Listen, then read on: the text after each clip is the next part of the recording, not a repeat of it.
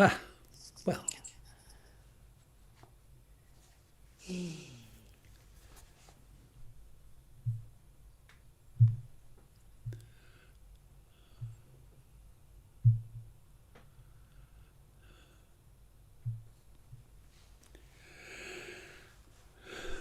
powerful poem. It's called Downpour. Downpour. November 11th, 2019. Last night we ended up on the couch, trying to remember all of the friends who had died so far. And this morning I wrote them down in alphabetical order on the flip side of a shopping list you had on the kitchen table. So many of them had been swept away as if by a hand from the sky. It was good to recall them. I was thinking under the cold lights of a supermarket as I guided the cart with a wobbly wheel up and down the long, strident aisles. I was on the lookout for blueberries, English muffins, linguine, heavy cream, light bulbs, apples, Canadian bacon, and whatever else was on the list, which I managed to keep grocery side up. Until I had passed through the electric doors, where I stopped to realize, as I turned the list over, that I had forgotten Terry O'Shea, as well as the bananas and the bread. It was pouring by then, spilling, as they say in Ireland.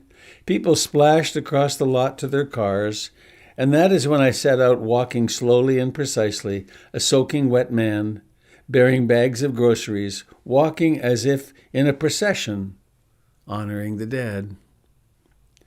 I felt I owed this to Terry, who was such a strong painter, for almost forgetting him, and all the others who had formed a circle around him on the screen in my head. I was walking more slowly now, in the presence of compassion. The dead were extending to a comrade. Plus, I was in no hurry to return to the kitchen, where I would have to tell you all about Terry and the bananas and the bread.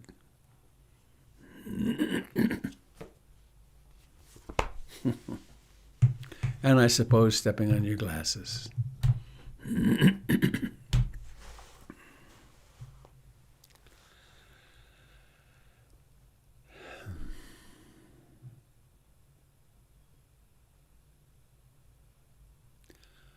We come here this morning to honor our lives. To honor our lives with presence.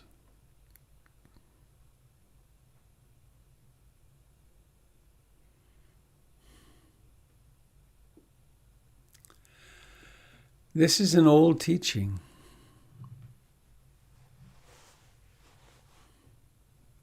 It's not something I've made up. It's something that I do my best to articulate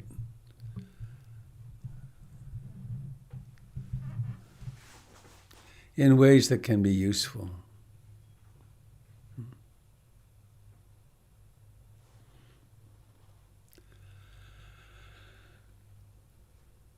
Most importantly, I guess we get a chance to stop and sit together.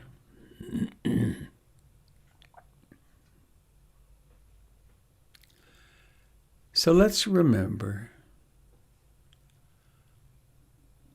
Let's turn the heart mind, toward gratitude for a few moments.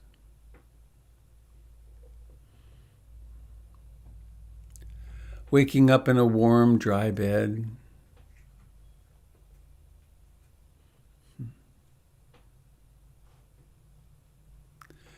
Pretty sure that our loved ones are okay. There wasn't bombing or rocket fire here overnight.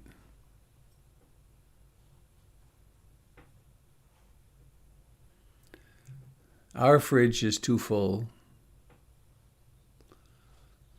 Imagine the privilege of asking, what shall we have for dinner?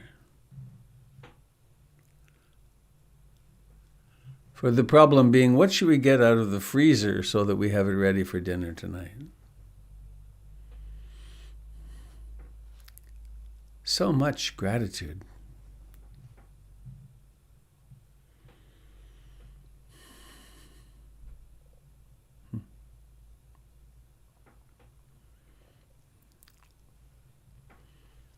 And let's remember the refuge in the Buddha, the Dharma, and the Sangha.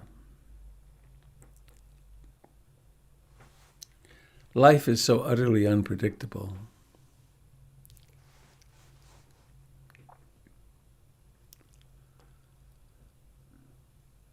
But there is this awakeness, this awareness, this that knows, the Buddha. There are the teachings, this astounding map of consciousness.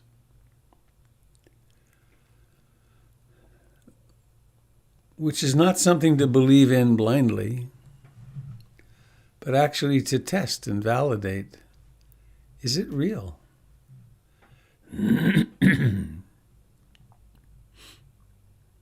Is it true that I am not my thoughts? Is it true that I'm not my fear or depression or elation or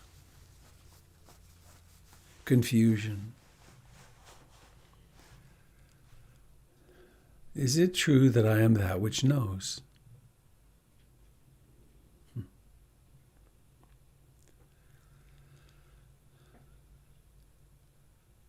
And refuge in Sangha, in community, here we are together, again or still or now.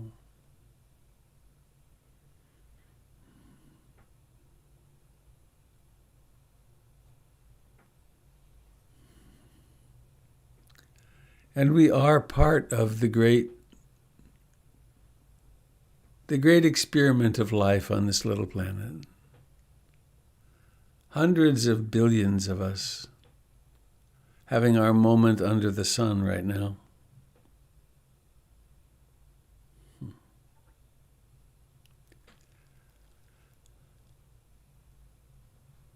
And so, in our one-of-a-kind ever preciousness, let us sit comfortably upright.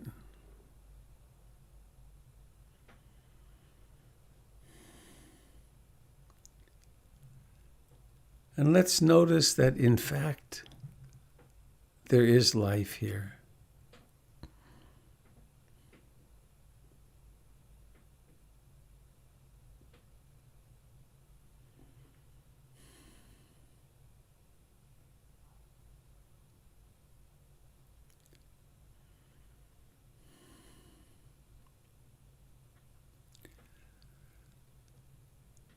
Notice the life of the body.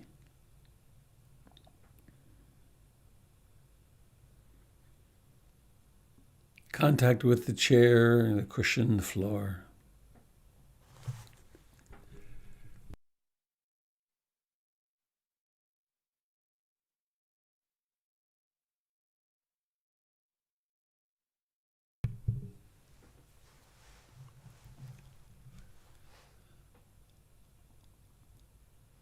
In all kinds of places,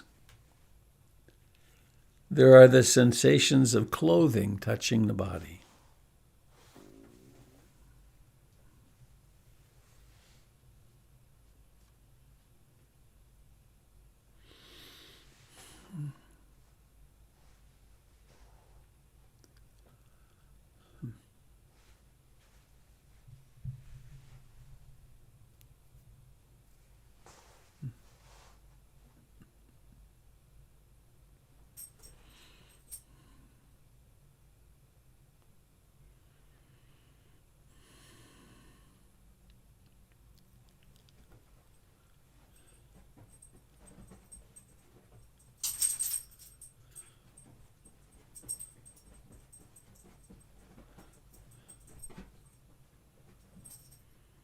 And there's the breathing.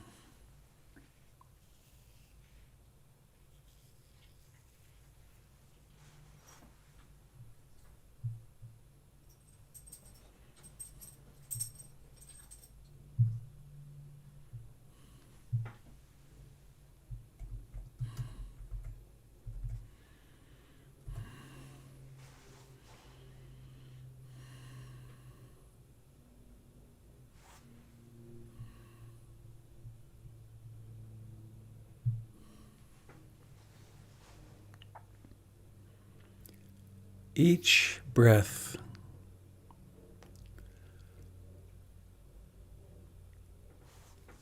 like everything else this side of the Big Bang,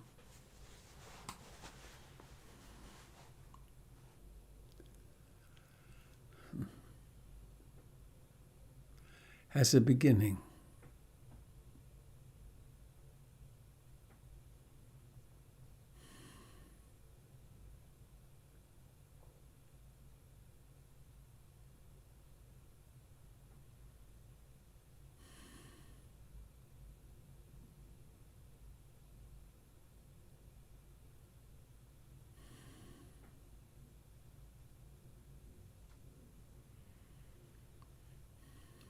It has a rising to fullness, a decline, and then a vanishing.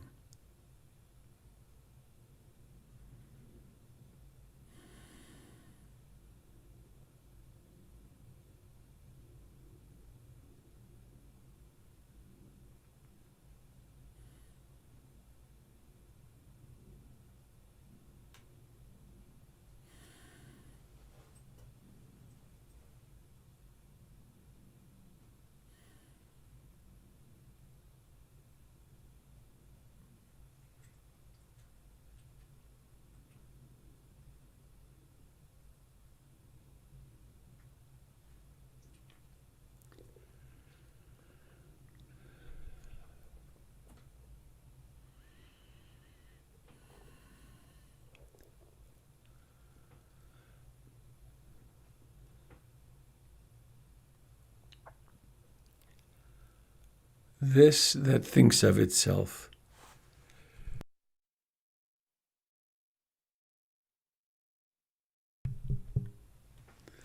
with terms like I, me, and mine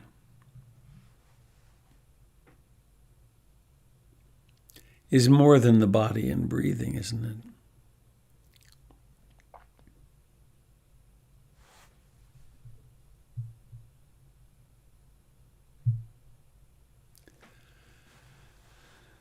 There's also thinking.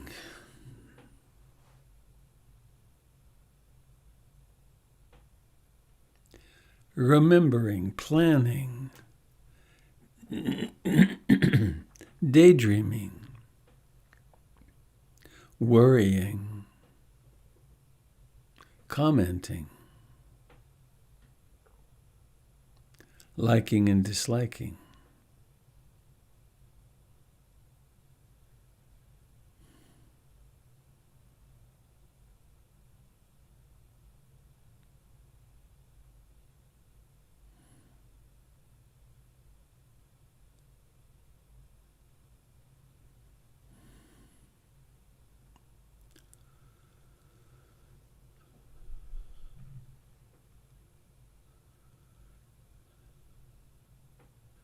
Much of the time, there is a mood. Sometimes we have moods that have been frequent visitors for years.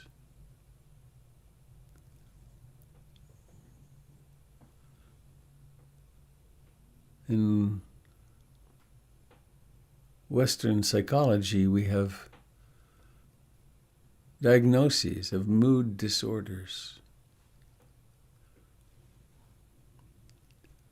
Depression, anxiety.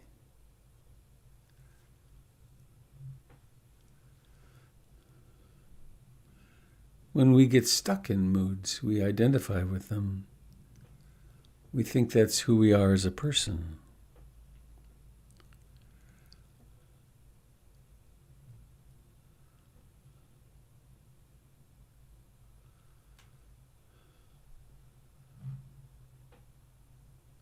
And we don't flee from mood. We don't deny its existence. But instead, we discover that mood can be known, can be observed. It's part of our personality.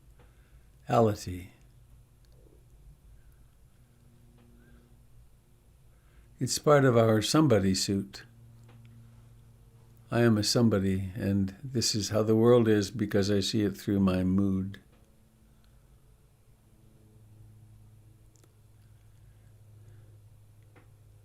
And so we can be reminded to notice mood, to be clear about it, to notice where it exists in the body if possible.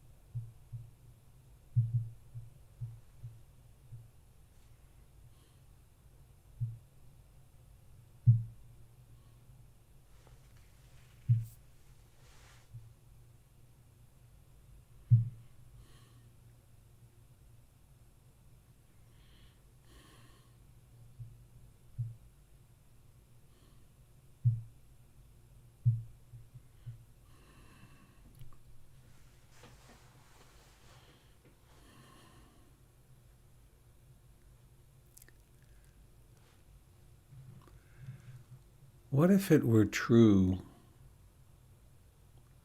that there is only now?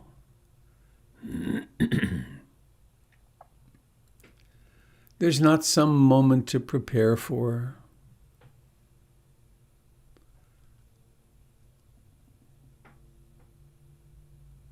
The memories and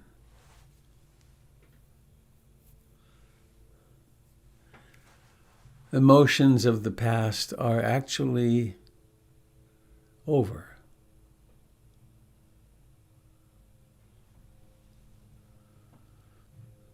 And that all we really need to pay attention to in our practice is now.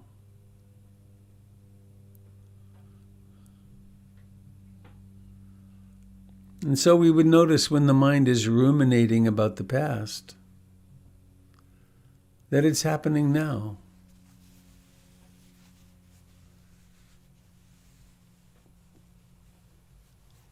There's that saying, is it true that the past is a class of thoughts that exist now?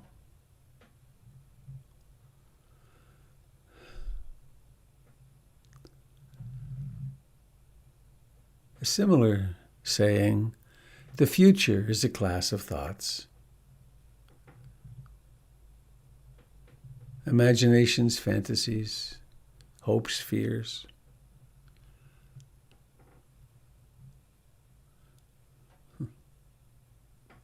That exist now.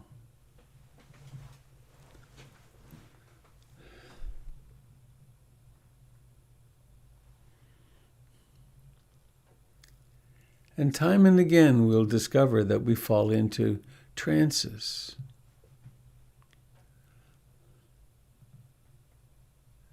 At first it's not so clear what's happening. But more and more, little by little, it becomes clear.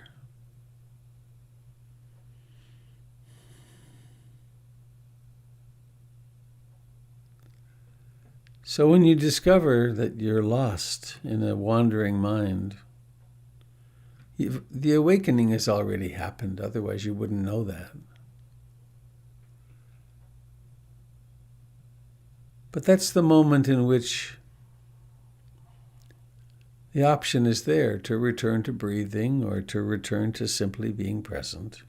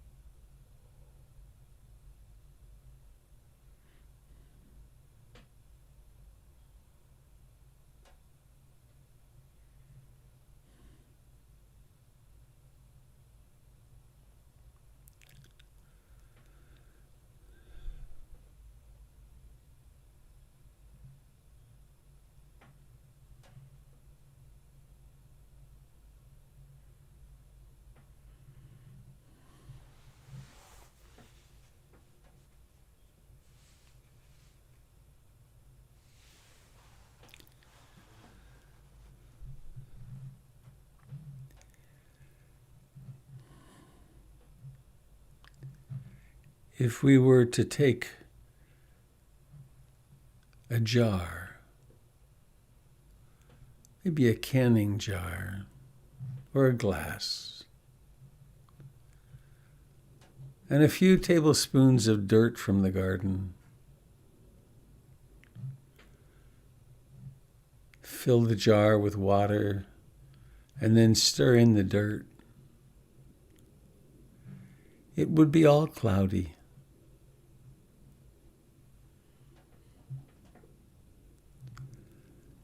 But in a short time or a longer time, that cloudiness would settle. The bigger pieces first, and then over time, all those particles would gravitate to the bottom, and there would be clear seeing.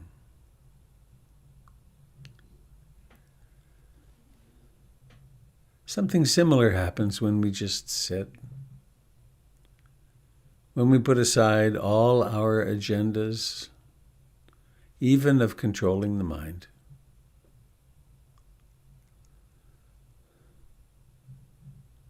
Wisdom emerges. Mindfulness emerges.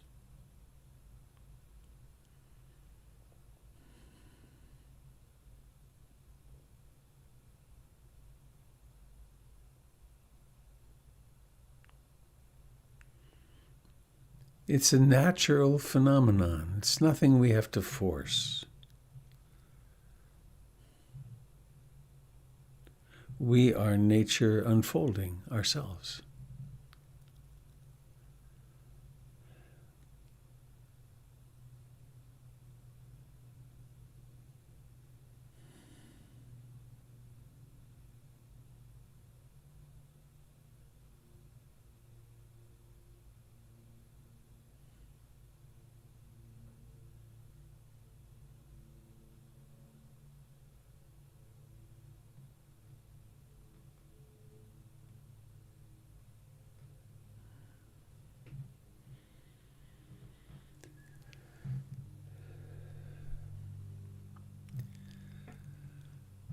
Each breath has its beginning.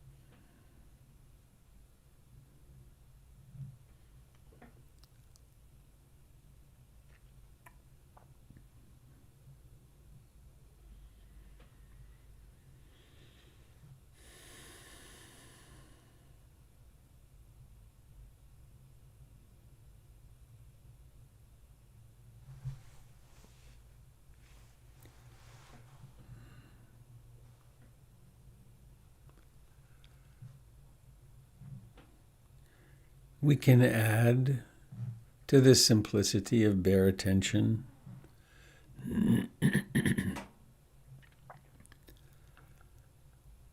a skillful use of thinking. Perhaps that master mantra, I love you, with your name at the end. Or maybe your name when you were little, if you like that name, if there's no trauma associated with it.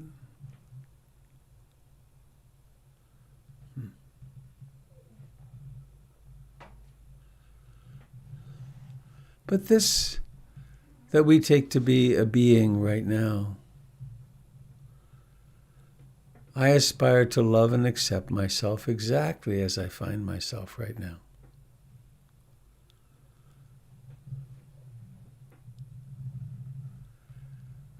That may include sadness, fear, anger, compassion, loneliness, connectedness, great confidence, great doubt, sickness, health. I aspire to love and accept myself exactly. I aspire to accept reality. To accept reality. Now that's saying something.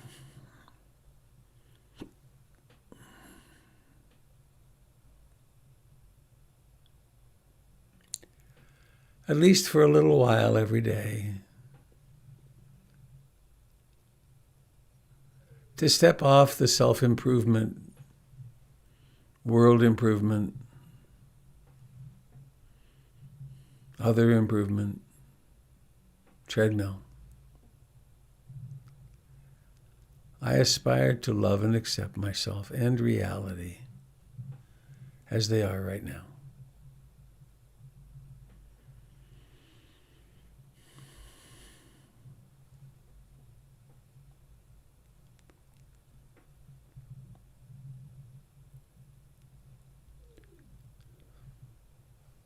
On the out-breath,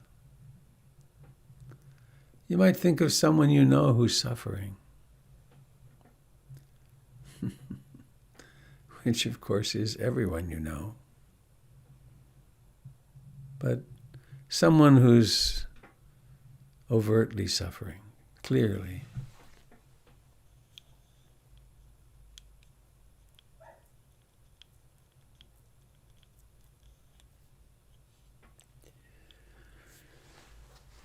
And you may have some very clear ideas about how they could improve themselves to suffer less.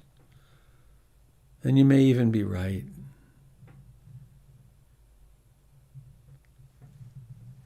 But for this practice, for your own happiness and well-being, hold them in sweet compassion.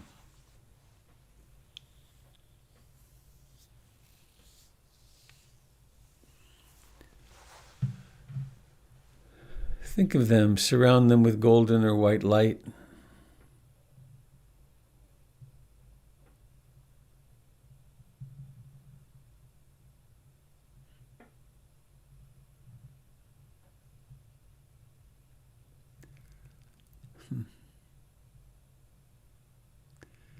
It's so hard to watch our parents make really bad decisions. To watch our children make really bad decisions.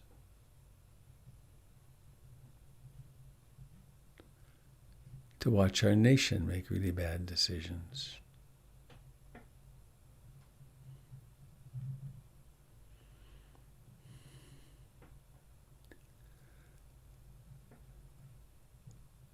And we can become very anxious, very uptight about it. We can sometimes be useful and helpful.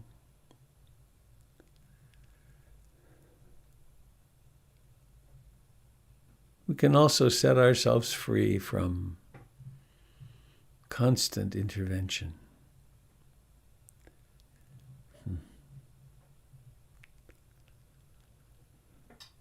On the out-breath, what is the wish you would offer the world or your loved one who's suffering?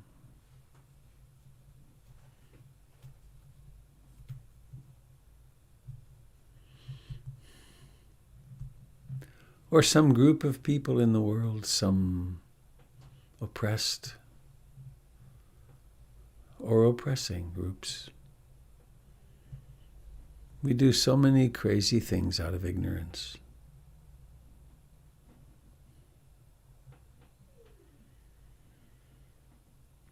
Coming home to the beauty, to the natural experience of breathing in and breathing out.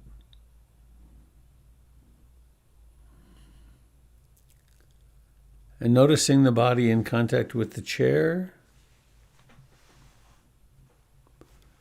and then bringing awareness, awakening awareness in this substantial phenomenon which is the face. Notice the lips and the cheeks and the eyes and the forehead.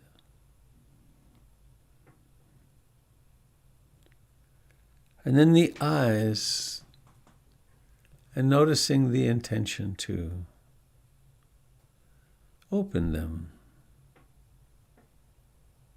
You've done it many times before, but do it as though you never have before.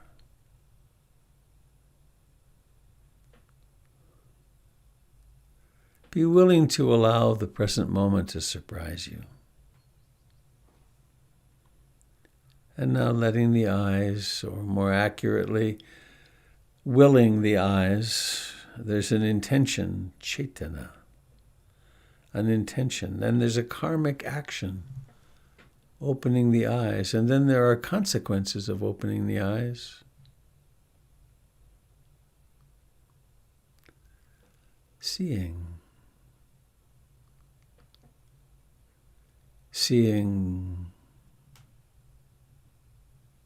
clearly or seeing not so clearly.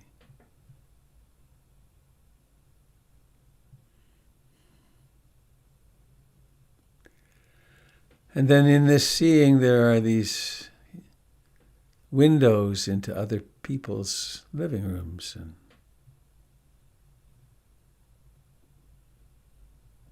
familiar faces, many now for me.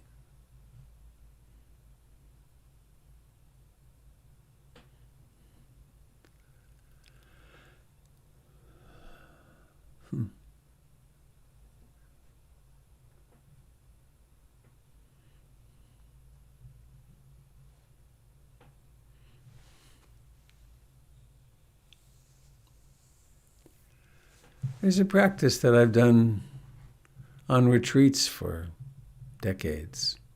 It's kind of hard to believe, decades.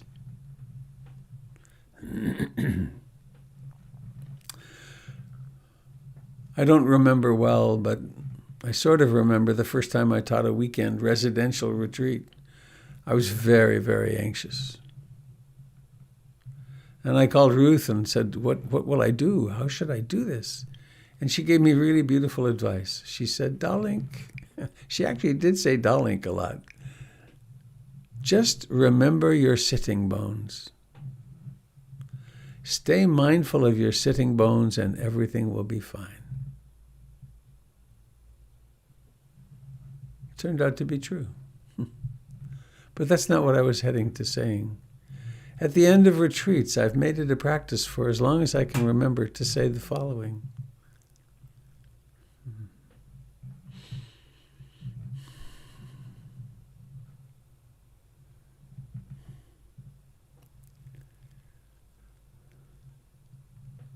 I do my very best to speak the truth of the Dharma as I understand it. And sometimes I say things that people experience from their own conditioning as being painful. Not my intention, but sometimes that happens. So my request is, to the degree that you can, please forgive me for my human foibles and whatever inaccuracies there are, may they please just be forgotten. And this is a crucial piece, I think, if I've said or done anything that you experienced as hurtful, let me know. Send me an email. Talk to me.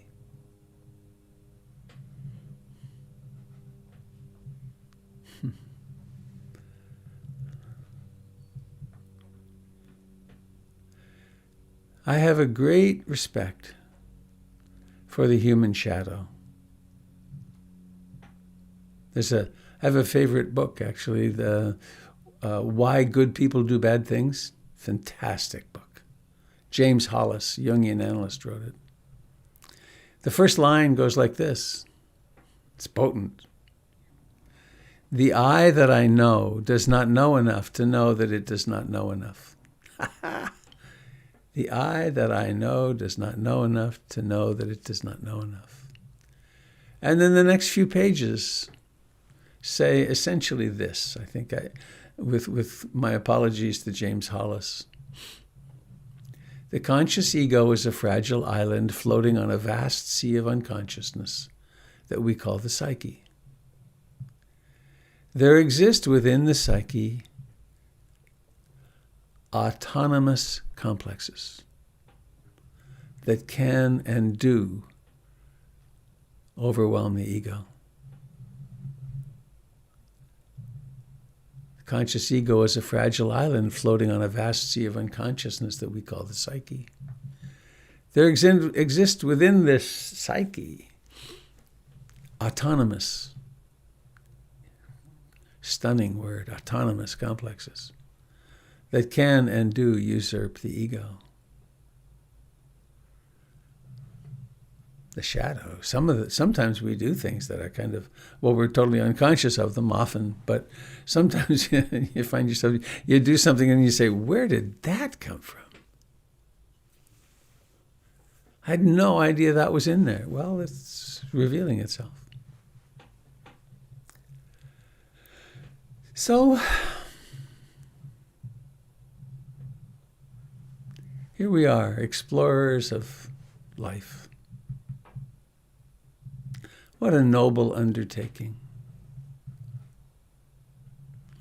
Please please give yourself credit for the enormity of what we did here this morning.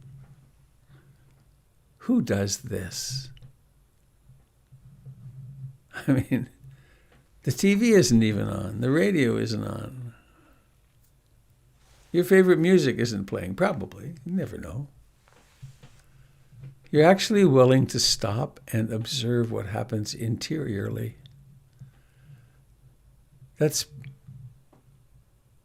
1/10% of humanity, maybe?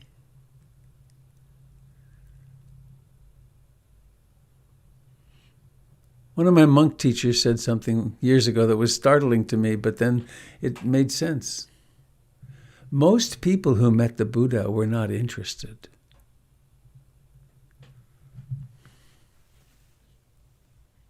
They had business to transact. They had vacations to have. They had all kinds of things to do.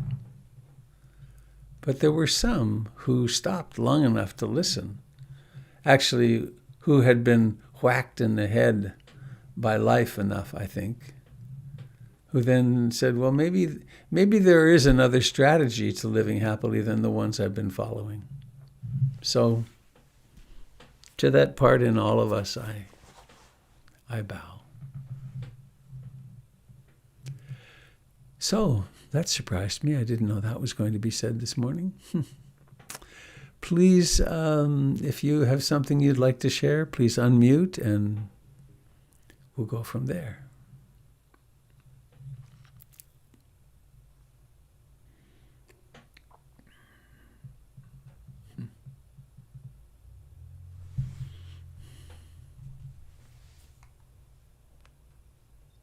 Hi, Robert. It's Dave Mayer. Hello, Dave Mayer. I your your meditation this morning pushed me over the edge. I had a couple of days ago.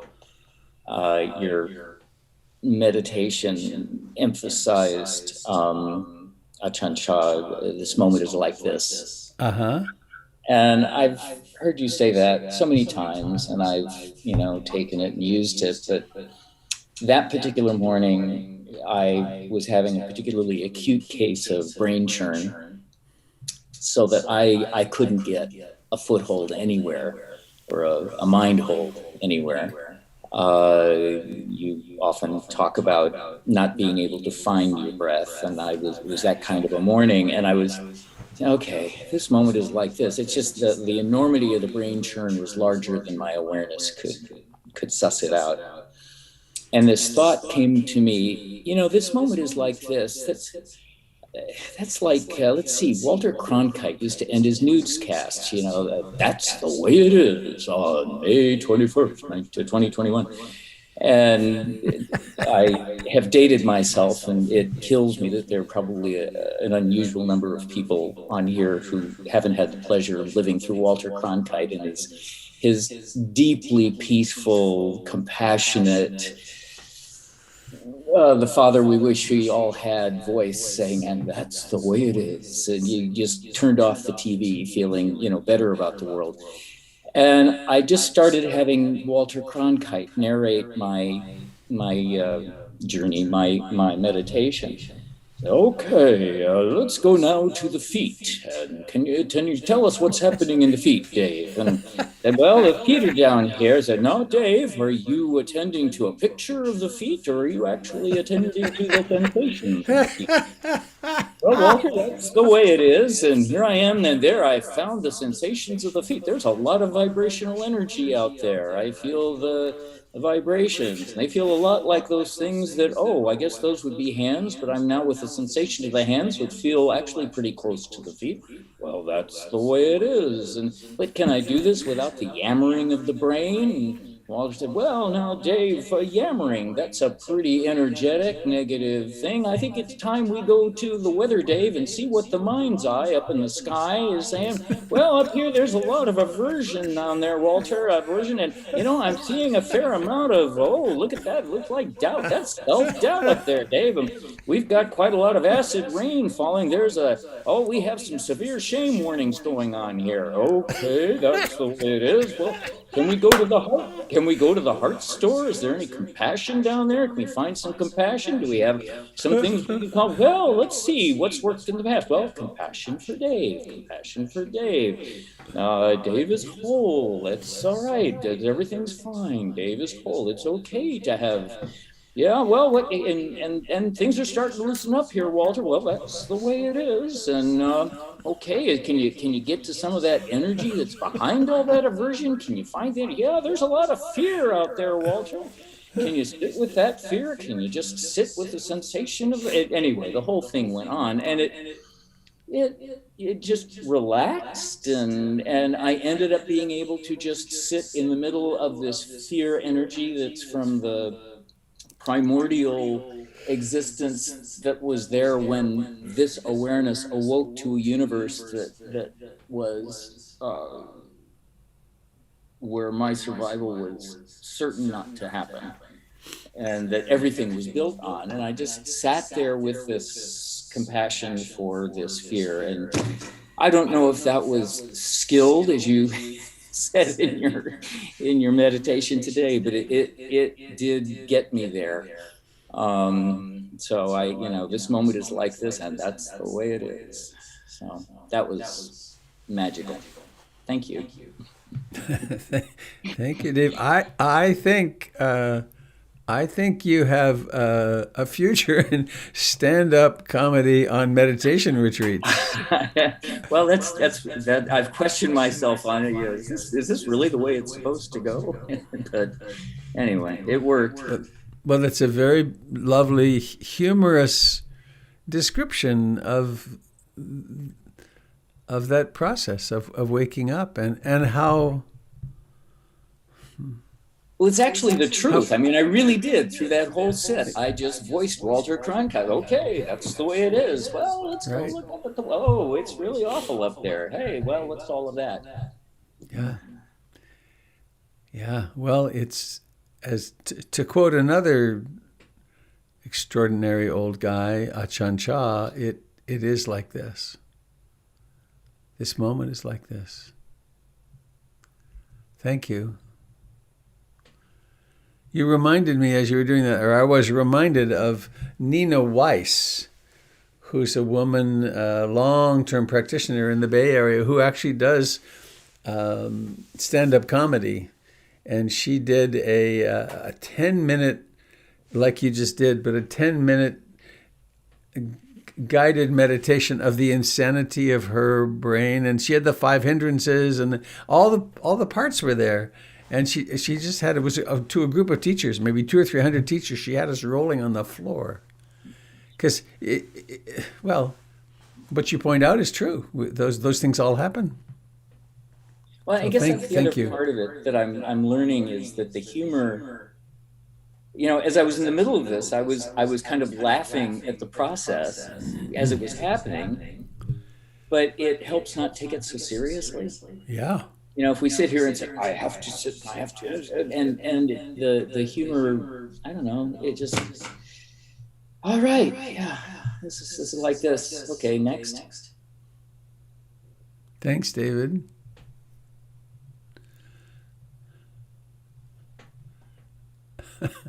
Oh, hi, Sky. I kind of liked you upside down. I was thinking, oh, is Sky in Australia this morning?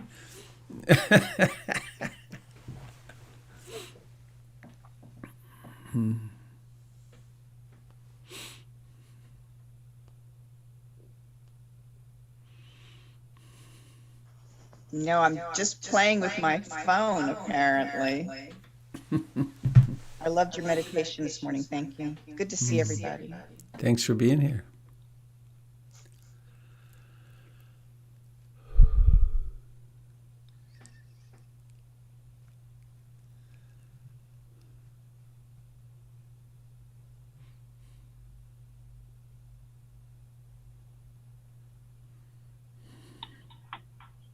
Robert, may I chime in?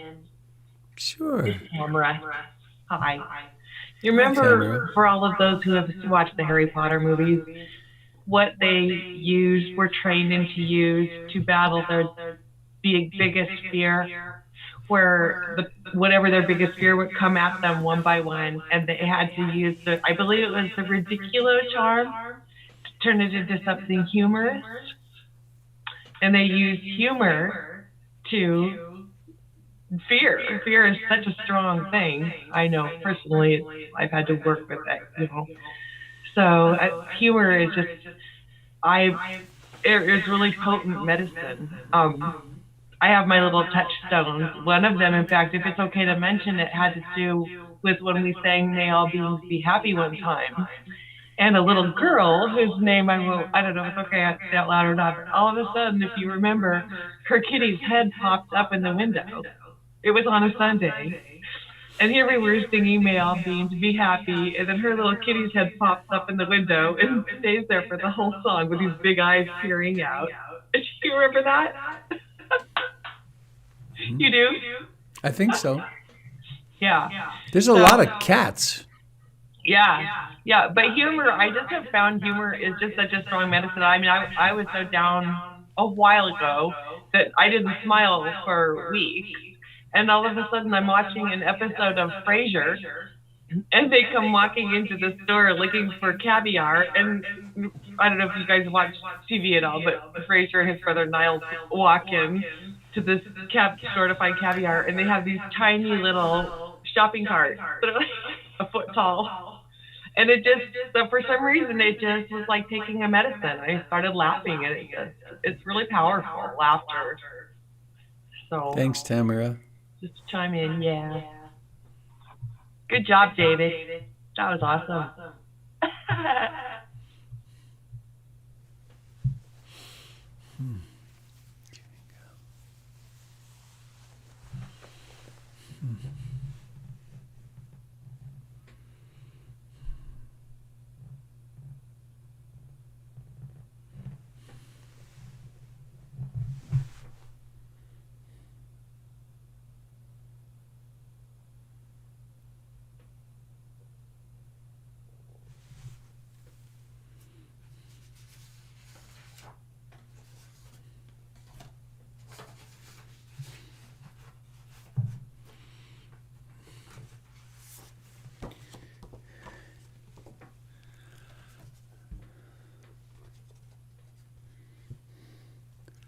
have an old friend that is also my guitar guru, Steve Einhorn.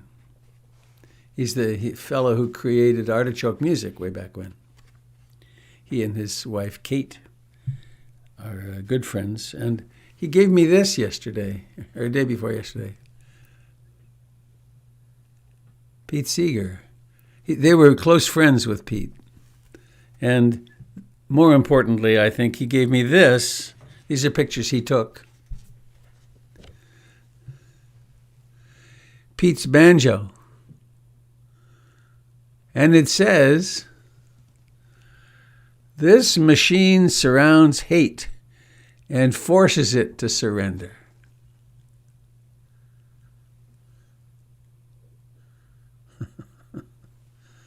I only once was in a concert with Pete Seeger. And he walked on the stage and he was like Ram Dass. He had us in the palm of his hand right away, and everybody was singing. Sing songs of love and forgiveness and songs of the heart. And when I saw this the other day, I thought, well, that's what we're doing in our practice. This practice surrounds hate and forces it to surrender. It surrounds greed, hatred, and ignorance, actually, and makes them transparent.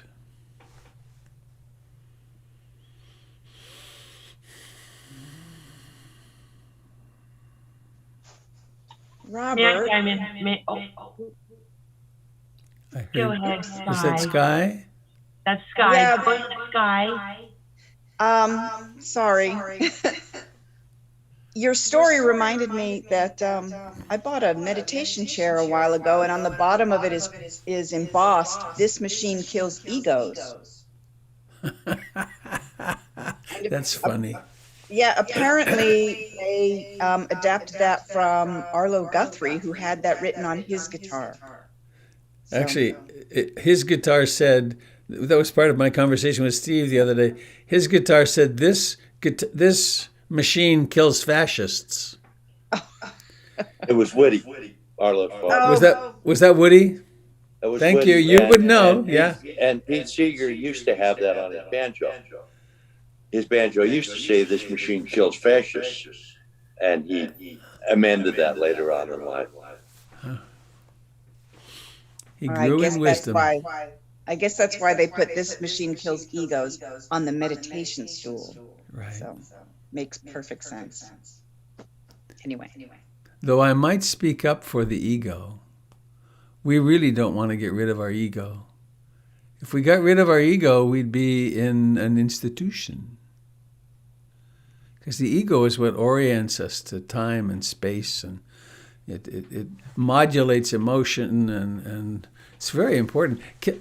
The thing, there's one object relations function, there's one thing that happens in the human consciousness, which is, quote, the problem. It's called sakyaditi, it's called wrong view. And it's that thing, it's that process that when there's a sound, it says, I'm hearing that. When there's a thought, it's my thought. I'm thinking this. I. It's the I, me, mine process, which is actually a set of thoughts rather than a something. Quite amazing. How the Buddha discovered this, it's and then figured out how to teach it. But it's a nice thing to have on the bottom of a chair.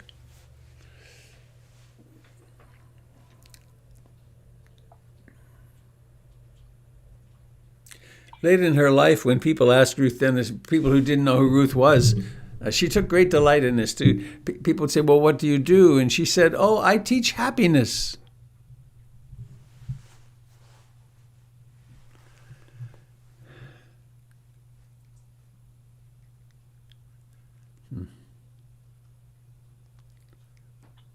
Robert, it's Tamrick, and I just wanted to say one quick thing. It's a small world. I bought a little banjo from Artichoke Music.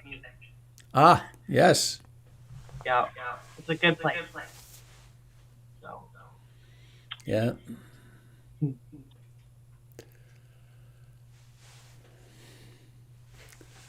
Well, who's anybody? Gesundheit is anybody sitting with something that you'd really like, that would really like to be spoken before we go this morning?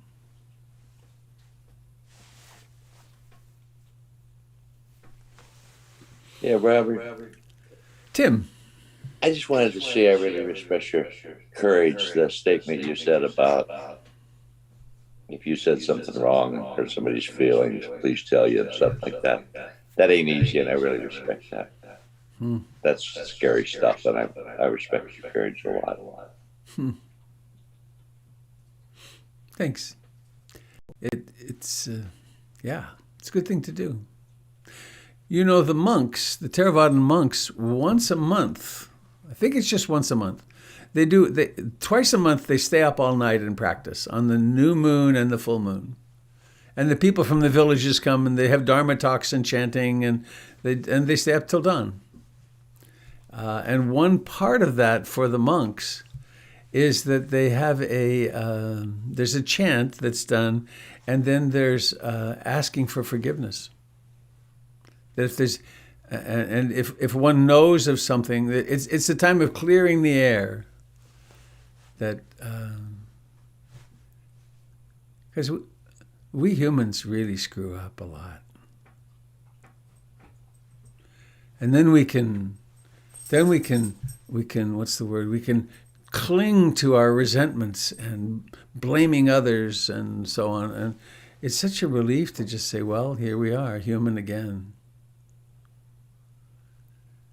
Human again, and I don't have to banish you because you were imperfect in my view.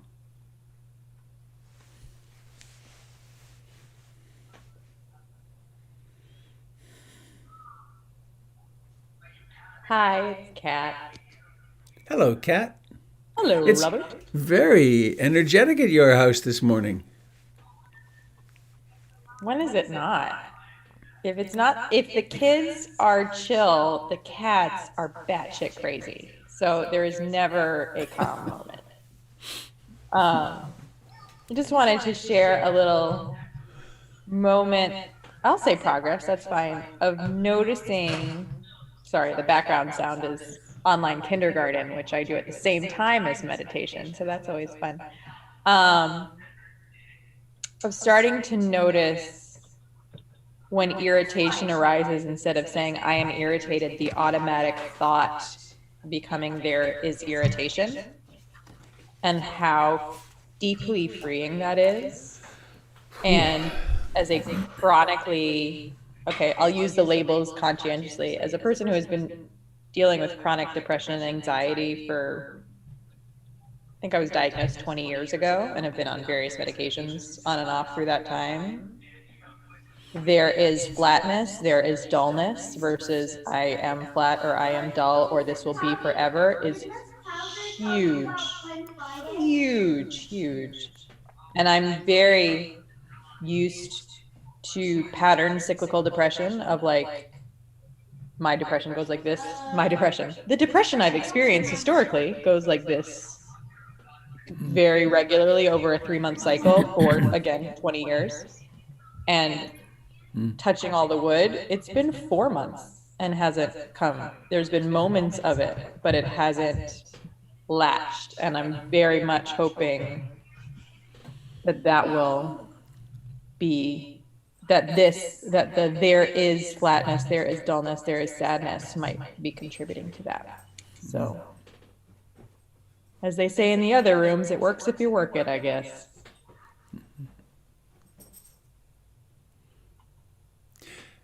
What a huge intervention it is to move to there is from I am. Huge. I mean, life-changing.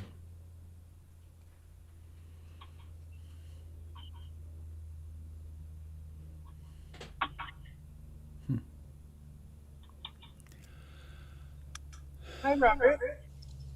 This is Jill. Hello. Oh, hi, Jilly. Hello. How's it? What's it like in the Yukon this morning? Well, spring is on its way. We're downtown last night for the market and realized there was little tiny buds coming out on the aspen trees. Oh, lovely. So we're heading into spring. Hooray. It's time. Yeah, how many months has it been? 6, God. 7, 8? Yeah. But I just wanted to say that it strikes me that you have so many little pearls of wisdom, the things that you say. And I think, how many times have I heard this? And yet every time I hear it, even just starting off with saying that, this is a map of consciousness. And, and on it goes throughout the meditations. And I think, how many times do I have to hear this? And every time it seems equally profound. I wonder if I'll ever get to the point that I think, well, this isn't profound. This is, of course, this is the way it is. And there's a part of that I feel that, of course, this is the way it is. But then I always feel this little hits of inspiration. So I just wanted to thank you for that. And everybody else's inspiration as well when they speak up. I often don't really have a sense of how to, what to say or what's worth saying. But this morning I just felt like saying that. So thank you. Thank you. Do you have trips planned for the summer? I do, with with Yukon groups. Uh-huh. Yeah. Planning that. On the rivers, hiking, rafting, canoeing, kayaking. Yeah. To those of you that don't know Jill, she is the person you really want as your guide if you're going into the backcountry. Anywhere. No, I don't know. I do. That's just an opinion. It's a well-formed opinion, having watched you and heard your stories of those giant rivers in the north, and then the work you've done saving the peel and all that.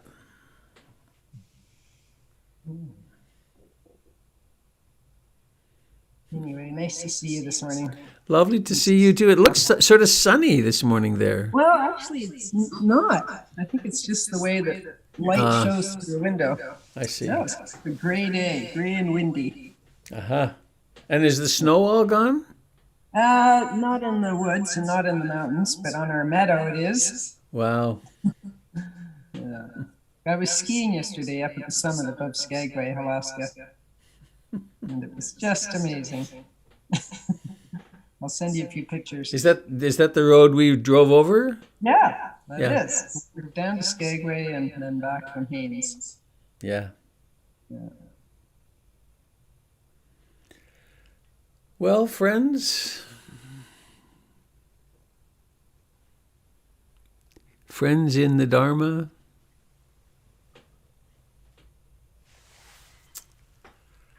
I will not be here tomorrow. I will be on Sunday at 10. And 10 o'clock Pacific time.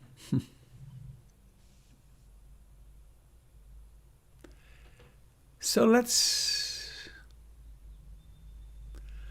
sing the Bhavatu Sabe Mangalam song 3 times. May all beings receive all blessings. And sadhu, may it be thus, or it is thus. Bhavatu Sabe Mangalam. Bhavatu Sabe Mangalam. Bhavatu Sabe Mangalam. Sadhu, sadhu, sadhu. Have a lovely, mindful day or 2 or 3, and don't get eaten by your cat if you can avoid it. Thanks for sharing, all of you that did. Thanks, Robert. Have a good day. Thanks, Robert. Thank you. Thanks, Robert. Thank you. Thank you for being here to make this party possible. That was a party. Where's the champagne? Later. Yeah. Yeah. Thank you all. not at 8 in the morning. Thank you, Robert. Bye, Tamara. Bye-bye. Bye. Here we Bye, go. Seth. Ready for the big jump? Jump! All right. So, dear friends on Facebook and YouTube, thank you for being here, and may your day be filled with mindfulness and compassion and loving.